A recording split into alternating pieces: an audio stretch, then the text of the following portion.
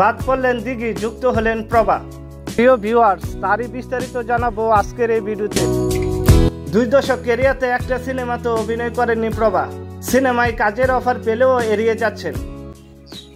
কেন? একদিনে 2 বার ঘুরতে যাওয়া যায় না? এমনকি মন পড়া সিনেমা 2 বাংলার জনপ্রিয় অভিনেতা চঞ্চল চৌধুরীর বিপরীতে অভিনয় করার সুযোগ পেয়েও সিনেমায় কাজ করেননি তিনি। এবার সরকারি অনুদানে রবীন্দ্রনাথ ঠাকুরের ছোট গল্প অবলম্বনে দেওনা পাওনা সিনেমায় অভিনয় করতে চলছে প্রভা। তবে এর মধ্যে শোনা যাচ্ছে এই সিনেমায় নিরুপমা চরিত্রে নাকি অভিনয় করার কথা ছিল অভিনেতা প্রার্থনা ফারদিন দিঘির, কিন্তু তা হয়ে ওঠেনি। বাদ পড়ে যান। পরবর্তীতে সাদিয়া জাহান প্রভাকে নেওয়ার সিদ্ধান্ত হয়। তবে ছবির নির্মাতা সাদেক সিদ্দিকী বাদ পড়ার প্রসঙ্গে বললেন, চুক্তিবদ্ধ হলেও কাজের জন্য তিনি সময় দিতে পারেননি, তাই নিরুপমা চরিত্রে প্রভাকে নেওয়া হয়েছে।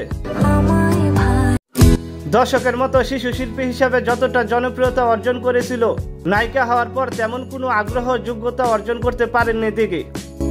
তার অভিনীত বর্তমান সময়ে কোনো সিনেমা তেমন সফল হয়নি, ফলে নির্মাতাদের কাছ থেকে এরকম আস্থা হারান অভিনেত্রী।